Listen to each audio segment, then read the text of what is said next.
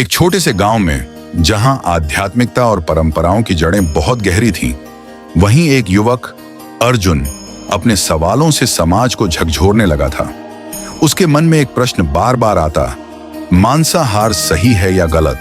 गांव के सबसे विद्वान संत आचार्य वेद प्रकाश प्रतिदिन प्रवचन देते थे। अर्जुन उनके पास गया और पूछा, गुरुदेव, क्या मांस खाना पाप है? आचार्य मुस्कुराए और बोले, इस प्रश्न का उत्तर तुम्हें स्वयं खोजना होगा।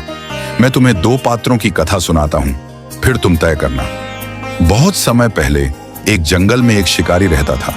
वह रोज शिकार करता, लेकिन केवल उतना ही जितना उसके परिवार के लिए आवश्यक होता। वह हमेशा प्रार्थना करता, प्रभु मेरे भोजन को पवित्र बनाए। दूसरी ओर एक संत तपस्या करते थे, लेकिन अहंकार से भरे हुए थे। वे कहते, मैं शुद्ध हूं, मैं मांस नहीं खाता, इसलिए मैं सबसे श्रेष्ठ हूं। एक दिन शिकारी और संत की भेंट हुई। संत ने उसे तिरस्कार से देखा और बोले, तुम पापी हो, मांस खाते हो, जीव हत्या करते हो।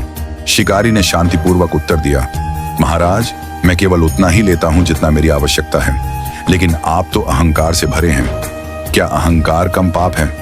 आचार्य वेद प्रकाश ने कथा समाप्त की और अर्जुन से पूछा, अब बताओ कौन पापी था, शिकारी या संत? अर्जुन ने गहराई से सोचा और उत्तर दिया, संत, क्योंकि उसने अपने अहंकार में किसी को अपमानित किया। आचार्य ने मुस्कुराते हुए कहा, सही कहा। भोजन का धर्म यह है कि वह आवश्यकता के अनुसार हो, लोभ या अहंकार के लिए नहीं। भोजन स्वयं में न तो पाप है न पुण्य।